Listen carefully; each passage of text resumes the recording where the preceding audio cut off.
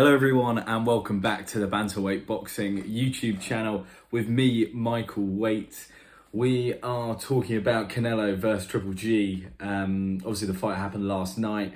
I didn't get up for the fight. I was excited about the fight, but not enough to get up at 4 o'clock in the morning. I did do that for the first fight, but for this one, my expectations were a bit lower considering one of the fighters was now 40 years old. So I was just like, I'm not taking that risk and ruining my Sunday.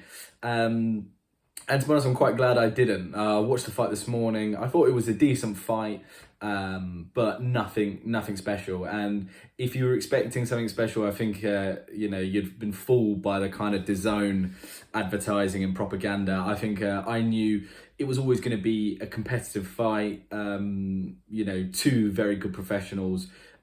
Two fighters who had shared the ring obviously a few times and knew each other very well, so it's gonna be difficult for either one of them to knock the other out because they just knew how to survive in that ring, and that showed to be the case. It was a points decision for Canelo. I think that's what I called in the pre-fight. I think most of the world was probably putting their money down on Canelo getting a points win.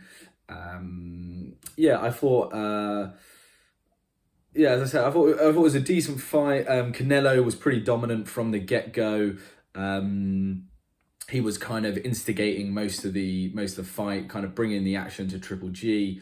Triple G had moments. He still obviously got that wicked jab that he was putting out, but he just looked like an older version of himself. He looked a bit scared in that ring, a bit fearful of getting knocked out by Canelo. At points you saw him really feel Canelo's power, and he was obviously throwing the jab and stuff, and defensively he looked a lot better, but you knew there was nothing more he had to give, in the second half of the fight when it was kind of looking like he needed to get a knockout. You just knew that wasn't coming from Triple G. Just didn't really have it in the locker to finish Canelo off.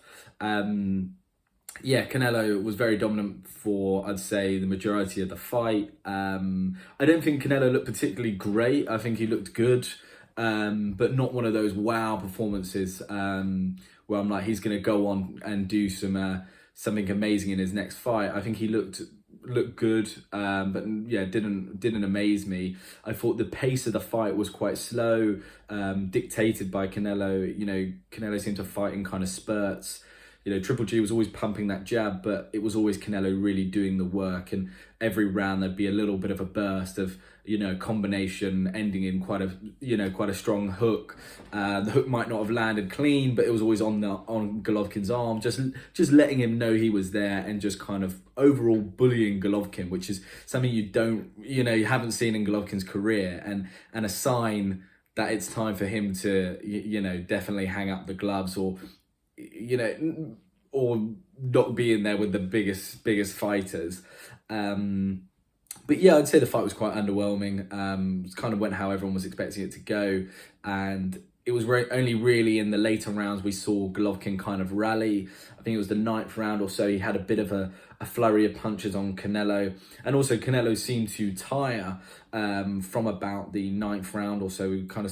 Even earlier than that, but especially around about the 9th round, we saw Canelo start to gas, which is pretty worrying considering the pace of the fight was so slow, and he dictated it, that he still seemed to gas that late on. And I felt that 168 was his kind of optimal weight. So what's fueling that, I don't know for Canelo, but it is worrying. Watching that fight there, him gassing late on, not really showing too much in the fight in general. That fight doesn't convince me that he could go on and beat Bivol now. I don't see anything particularly different from his last couple of fights. Something that needs to be addressed for Canelo. I don't know what's causing it, this gassing. Maybe it's just the kind of continuous power punches he throws throughout the fight saps so much energy from him. I don't know, but slightly worrying on that side. Where do they both go from here? Golovkin, there's still loads of fights out there for him. He's still a very good fighter. As you can see, not many people can last 12 rounds with Canelo, so he's still at a good level and did hurt Canelo at points, and still got those attributes of his chin, his jab, all of that. So there's loads of places for Golovkin to go. I would like him personally to kind of hang up the gloves now. He's one of my favourite fighters for a very long time. You know, old school brawler, walking fighters down. I just love to watch it. And I don't want to see him now go and fight opponents that he would have dealt with easily in his prime and get knocked out by them or get badly hurt by them. I just don't want to see that. But you know, that's out of a fan's perspective, but obviously for him, he's got to make money, etc. So he may go on and continue fighting. The fight that springs to my mind is the Chris Eubank fight. I think if Eubank Senior, it's not Senior, Eubank Senior would be a good fight as well, actually, if Golovkin wanted to take him on. But Eubank Junior versus Golovkin, I think that's a good fight. Still, I think Golovkin's still got a very good chance in that, and so to see, you know, it's the only chance Junior's going to get a beating him, and it's probably quite a big payday. But there's an option there for him. Canelo, obviously the world is his oyster. He's the biggest name in boxing, can go anywhere. I don't think he should take the Bivol fight straight away. Well, he can do, but I just don't see, you know, so I'm showing off a bit of knee there, put that away.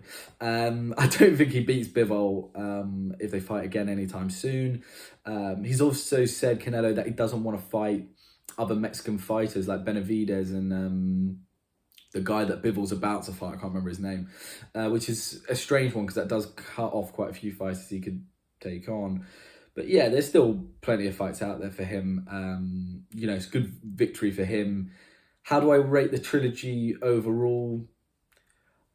I think it had such potential, but it's now been drowned in kind of controversy, poor timing, and I just don't think it will be looked back on as the trilogy, the elite trilogy it could have been. You know, the first fight, Golovkin was robbed. The second fight, I can see why Canelo won that. I would have said that was a draw, but that's not too bad. Not too bad about the second fight, but it's the third fight then, to have the fight 4 years after, where one of the fighters is 40 years old. It's just, yeah, takes a lot away from it. But yeah, overall, glad I didn't pay for that. Let me know what your kind of thoughts were, who you want to see them fight next. But yeah, thank you for listening. Please like and subscribe, and see you later.